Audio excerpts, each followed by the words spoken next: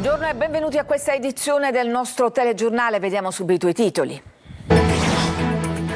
La mafia nel report della DIA a Palermo. Resistono i mandamenti ma senza una regia unitaria. A Catania comandano i Santa Paolo e Ercolano. Nel Messinese cresce una mafia di colletti bianchi.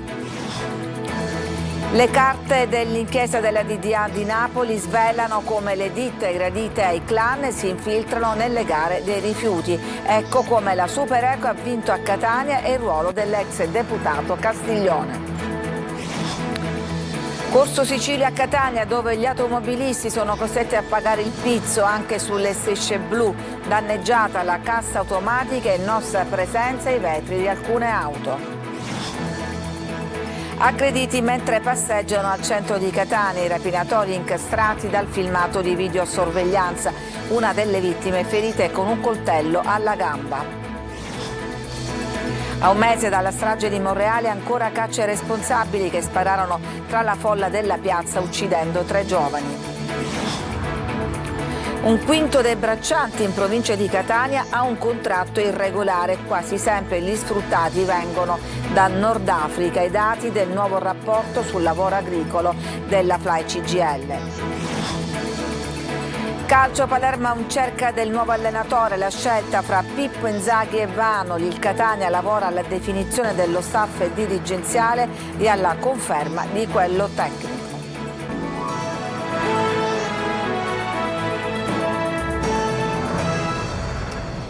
E vediamo la fotografia della mafia secondo il report della DIA senza una regia unitaria. A Palermo resistono i mandamenti, a Catania comandano i Santa Paolo e Ercolano. Sentiamo Maglio Viola. Una mafia senza un vertice stabile riconosciuto dalle famiglie, senza un capo e senza neanche una cupola o una commissione. Famiglie sempre più potenti ed autonome fra loro, ma sempre meno violente e che tendono a interferire con la cosa pubblica minando dall'interno lo Stato. È quanto emerge dalla relazione della DIA alle Camere. La direzione investigativa antimafia ha presentato i risultati della lotta a Cosa Nostra nel corso del 2024 ed ha disegnato la situazione di tutte le mafie censite in Italia, non soltanto di quella siciliana. Mentre nel Messinese arretra la mafia dei Pascoli, che resta comunque forte nel territorio nebrodeo e si attrezza per frodare sui fondi europei destinati ad agricoltura e pastorizia, nel capoluogo dello stretto cresce invece una mafia di colletti bianchi che punta alle grandi opere e vede sul ponte sullo stretto una opportunità di fare soldi infiltrandosi negli appalti. Quella messinese è una mafia che attua il pluralismo, ormai tutti fanno tutto in tema delinquenziale. Nel catanese invece resta egemone la famiglia mafiosa Santa Paolo Ercolano, che espande il proprio dominio anche guardando all'area gelese e più in generale al Nisseno, con alleanze anche nell'Agrigentino. Ma è una mafia territoriale che cede spazio in provincia ai Mazzei di via Belfiore, con cellule anche a Mister Bianco, con i Nicotre, ad Adrano con i Lo Cicero. A Caltagirone ci sono i La Rocca, che coesistono con i Cappello Bonaccorsi, con i Cursoti milanesi, con i Laudani, con i Pillera. A Palermo persiste la divisione in mandamenti, stabilita ben prima dei Corleonesi. La città è divisa in 8 zone di influenza, ciascuna delle quali divisa in aree e quartiere gestite da 4 o 5 famiglie a seconda dei territori. 9 invece i mandamenti della provincia. Cresce l'influenza del mandamento di Pagliarelli, recentemente colpito con l'operazione riguardante i traffici del carcere omonimo, ma il potere maggiore resta nelle mani del mandamento di Resuttana, a fianco a quello di San Lorenzo e Tommaso Natale. Scompare lo storico mandamento di Palermo Centro, che era il fulcro delle attività dei corleonesi palermitani, inglobato nel mandamento di Porta Nuova. Molto potente. Ciaculli, che aveva dato i Natali al Papa Michele Greco, persiste ma è più defilato come Santa Maria di Gesù. In provincia movimenti a Misilmeri, San Mauro Castelverde, San Giuseppe Jato, Bagheria, Partinico. Sotto traccia le attività di Corleone e silenti quelle di Trabia, che già Giovanni Falcone indicava come la Svizzera di Cosa Nostra. Le carte dell'inchiesta della DDA di Napoli svelano come le ditte gradite ai clan si infiltrano nelle gare sui rifiuti. Ecco come la Supereco ha vinto a Catania e il ruolo dell'ex deputato Castiglione. Luca Ciliberti. L'inchiesta della DDA di Napoli, gli atti trasferiti alla Procura di Catania e le intercettazioni dei ROS e della squadra mobile Etnea incrociati e messi in fila dalle 2 procure restituiscono un quadro sconfortante e pericoloso. La criminalità organizzata, in questo caso dei Casalesi e Cosa Nostra, ancora una volta si mimetizza tra i colletti bianchi e prova spesso ad avvicinare la politica per fare affari. Quelli con i rifiuti sono spesso affari milionari. Nel caso di Catania, il quadro appare chiaro nel racconto del pentito di camorra Domenico Romano e riportato nelle carte. Le ditte che partecipano sono in numero sempre molto limitato, spiega. Capita spesso che addirittura ci sia un solo partecipante all'incanto. In questo modo qualunque impresa partecipi è certa di poter vincere, perché anche quando la partecipazione è aperta a 2 o 3 ditte, esse sono spesso tra di loro collegate. L'impresa quindi che vince l'appalto destina una quota, pari generalmente al 5%, al clan. La Super Eco dei Ciummo, imprenditori di Cassino, si rende disponibile a partecipare a Catania. L'appalto complessivamente vale 350 milioni di euro distribuito su 3 lotti. Nelle carte si legge che il pentito romano chiama un sodale con buone conoscenze siciliane per introdurre i Ciummo in Sicilia e per accertarsi che la gara non fosse già stata assegnata, si legge ancora nelle carte, a qualche ditta locale. Ed è qui che arriverebbe la prima rassicurazione dell'ex presidente del Consiglio Giuseppe Castiglione. Alla fine la Super Eco si aggiudicherà un lotto da 73 milioni di euro a Catania e parteciperà anche ad altre gare nel territorio. E qui ci si chiede quale sia il ruolo della politica. Ma in generale è molto complicato inserirsi nelle gare che sopra il milione di euro in Sicilia vengono gestite dall'Urega, ufficio regionale per l'espletamento delle gare pubbliche.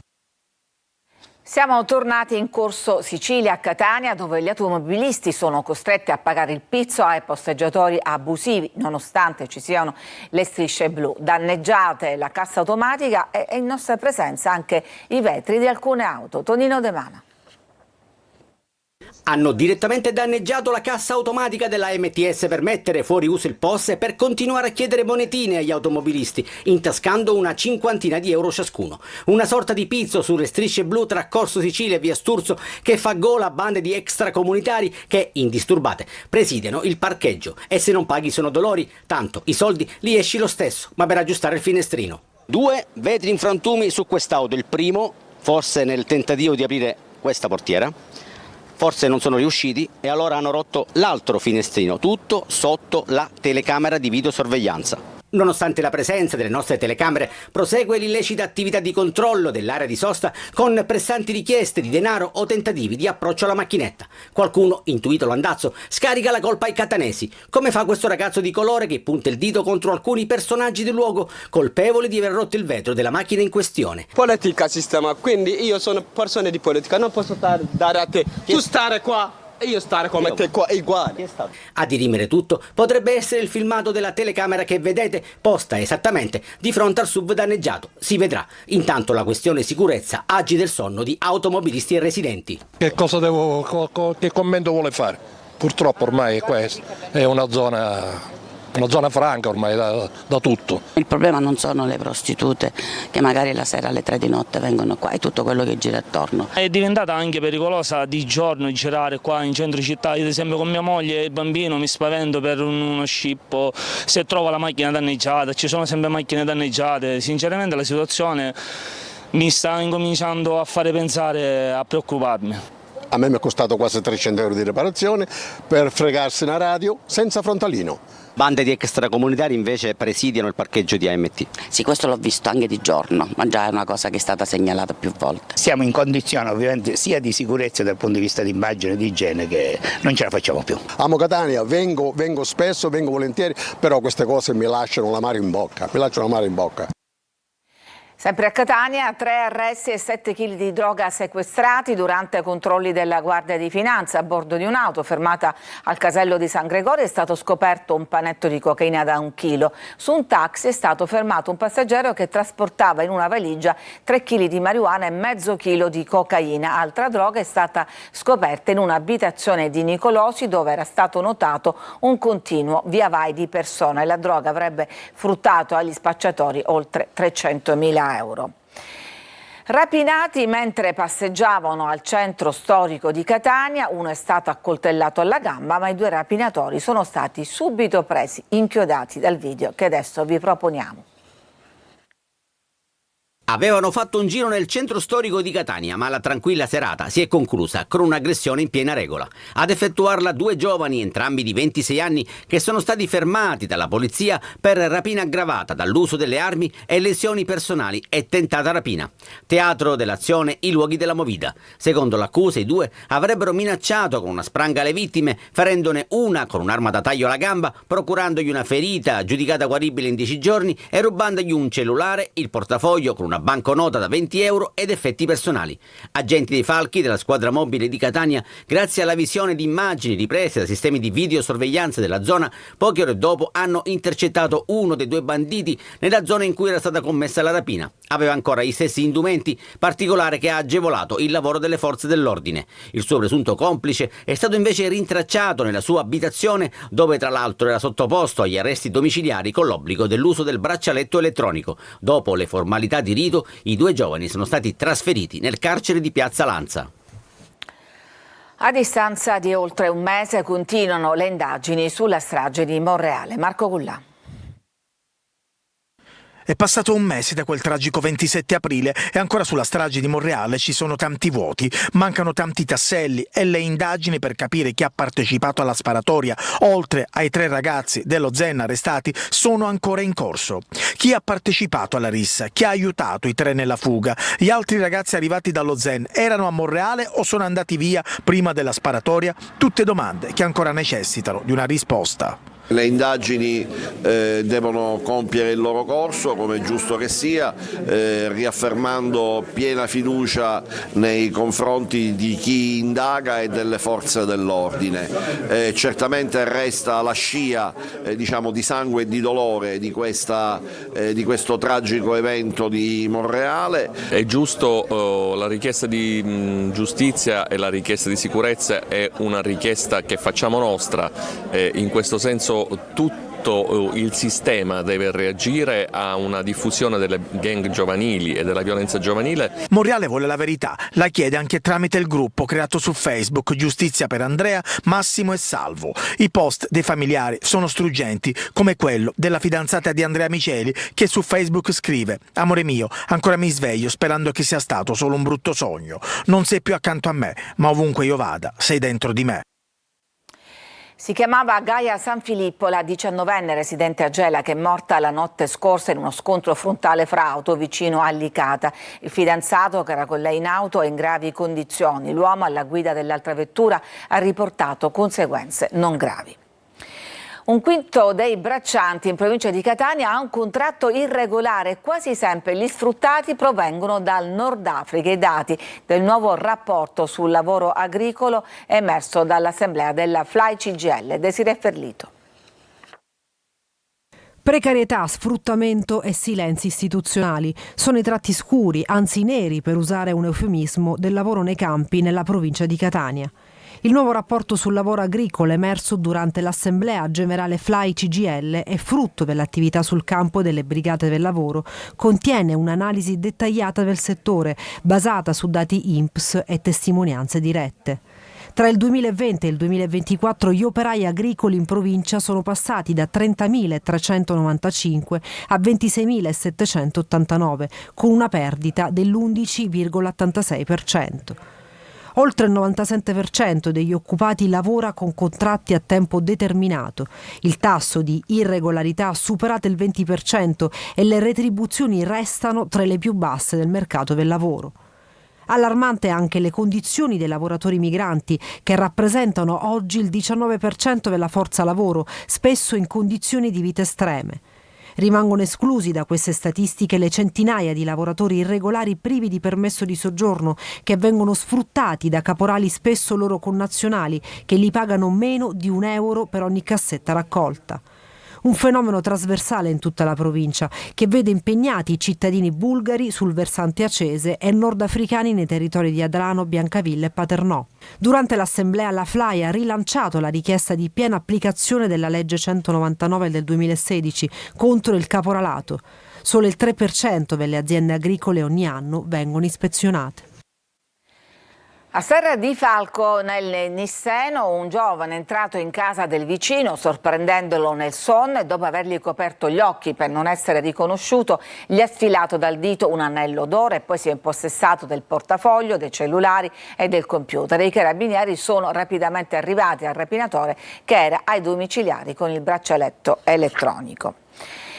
Torna l'appuntamento con il sindaco, il confronto con il primo cittadino di Catania Trentino in diretta su Telecolo dopo il TG alle 14.30. Per le vostre domande, segnalazioni o lamentele potete scrivere al numero WhatsApp 342 745 5005 oppure inviare una mail a sicilia24focus@telecolor.it. Vi aspettiamo su Telecolo dopo il TG alle 14.30 con un ampio spazio dedicato ai vostri messaggi. Ci fermiamo adesso, c'è una pausa e poi torniamo con altre notizie.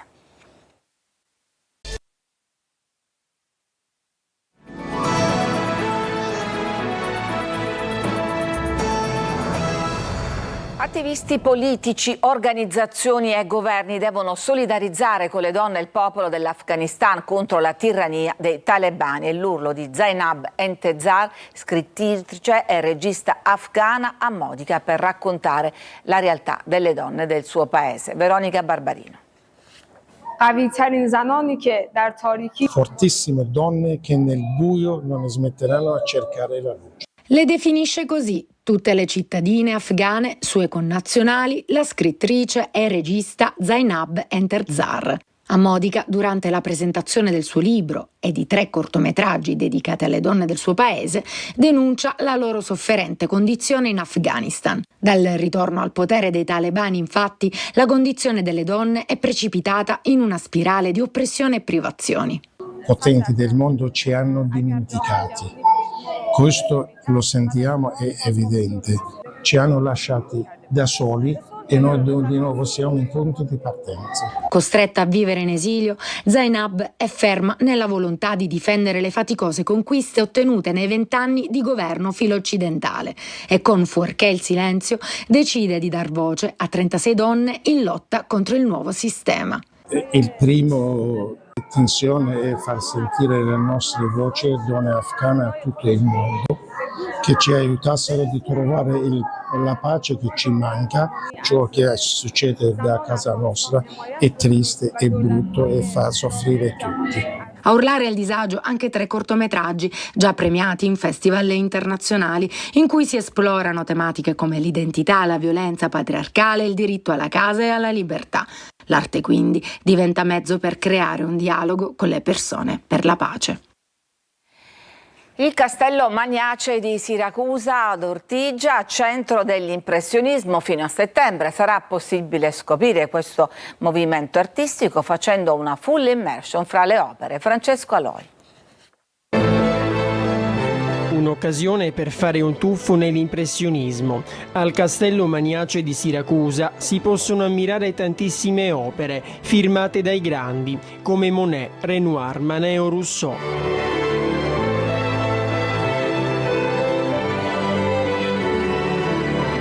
Al centro della mostra vi sono i capolavori impressionisti, ma c'è anche un prima e c'è anche un dopo, quindi prima sezione con tutte le opere che riguardano i maestri di Barbizon a cui loro si sono ispirati e l'ultima sezione dove ci sono tutte le opere diciamo, che sono state influenzate dagli impressionisti. Una location scelta non a caso, qui si incontrano storia millenaria e innovazione pittorica, un ponte tra passato e modernità.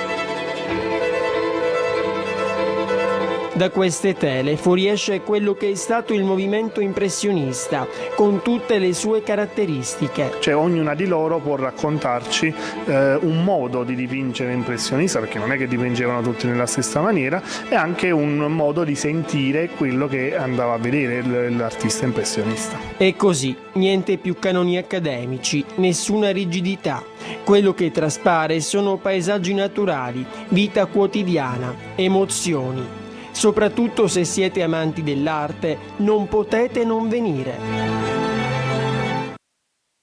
All'alba la nave della ONG Sea-Watch, l'Aurora, ha soccorso un gommone alla deriva con circa 50 persone, tra cui un bimbo di 1 anno. 2 donne incinte necessitano evacuazione urgente. Il porto di sbarco assegnato, che è Porto Empedocle, è troppo lontano. Il meteo sta peggiorando, abbiamo bisogno di un porto più vicino, lo fa sapere la Sea-Watch.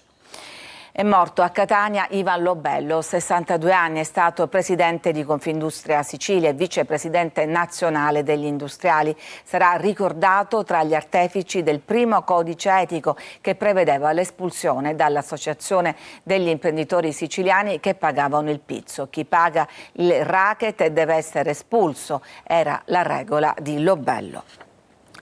Ci fermiamo, c'è ancora una pausa e poi torniamo con la pagina sportiva.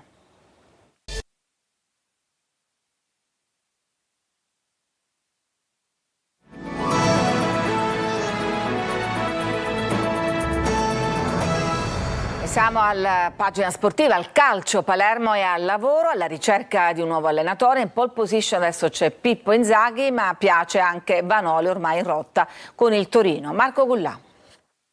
In attesa dell'ufficialità della rescissione contrattuale di Alessio Dionisi, il Palermo è alla ricerca del suo nuovo allenatore. Il club rosanero spinge forte per Pippo Inzaghi. Si parla di un interesse concreto per l'allenatore che potrebbe clamorosamente chiudere il suo rapporto col Pisa dopo averlo portato in Serie A.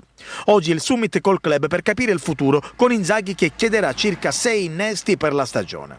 Palermo pronto a offrire un triennale. Non solo Inzaghi, il club rosanero sarebbe anche sulle tracce di Alberto Gilardino e anche di Paolo Vanoli, ormai in rotta con il Torino. Il tecnico granata però vorrebbe restare in Serie A. Sono giorni intensi anche perché il Palermo ha fretta di chiudere per il nuovo tecnico e iniziare quindi i movimenti di mercato. In uscita, momento di riflessione per Gomez, sicuramente uno dei pochi a salvarsi dopo una stagione fallimentare. Il centrocampista francese attende eventuali avance dalla massima serie. Nel frattempo continua la contestazione a distanza dei tifosi rosanero che con uno striscione hanno apertamente criticato alcuni calciatori del Palermo che dopo il rompete le righe hanno giocato a padel. Ed è un momento particolare per i club siciliani di Serie C, c'è da programmare la prossima stagione, ma ci sono tante scelte preliminari da fare. A Catania si attende di conoscere il futuro del direttore sportivo Faggiano e del tecnico toscano. Ci dice tutto Francesco Triolo. È il momento di fermarsi e di ragionare e programmare un po' per tutte le squadre. La chiusura della stagione di Serie C impone di stoppare le macchine per progettare al meglio la successiva. È quello che sta facendo il Catania, che si trova proprio nel mezzo delle scelte da prendere. La società sta lavorando su diversi fronti, a cominciare dall'offerta formulata per Torre del Grifo, ma poi ci sono da scegliere i nomi per alcuni ruoli chiave. Tutto fatto per il nuovo direttore generale, Alessandro Zarvano, che pure ancora non è stato annunciato ufficialmente, ma è all'opera da tempo. Si guarda adesso al futuro di Daniele Faggiano, il direttore sportivo. Smentite le voci sull'interesse del Modena, non è certo uomo a cui mancano le offerte. La sensazione è che l'esperienza del direttore sportivo a Catania potrebbe concludersi dopo una sola stagione, ma la situazione di impasse e di incertezza potrebbe sbloccarsi solo con il confronto con Grella, che inevitabilmente coinvolge tutta l'area tecnica. Mimmo Toscano ha ancora un anno di contratto, ma ha chiesto al club garanzie per il prossimo campionato e aspetta riscontri da parte della dirigenza. Tutto fermo a Trapani, dove si attende la sentenza del Tribunale Nazionale Federale prevista per questa settimana sul deferimento per il caso dei crediti d'imposta, con il probabile arrivo di una penalizzazione da scontare nella prossima stagione. La neopromossa Siracusa invece è ancora impegnata nella pool scudetto di Serie D e sulla semifinale di ritorno in casa dell'Ospitaletto, dove deve difendere il 3-2 dell'andata. Per programmare la prossima stagione si attende la conclusione di quella attuale, anche se da oggi si è dato avvio ai lavori di adeguamento dello stadio De Simone per farsi trovare pronti alle prescrizioni imposte dalla nuova categoria a cui appartiene sino al 30 giugno anche il Messina, che quindi deve rispettare le scadenze e gli obblighi imposti, ovvero i pagamenti a tesserati ai giocatori. Da questo dipenderà il futuro stesso, anche in Serie D, del club, che deve far fronte anche all'istanza di fallimento presentata dalla Procura. Ed è tutto per questa edizione, vi lascio adesso all'appuntamento con il sindaco, grazie per averci seguiti, vi auguro un buon pomeriggio.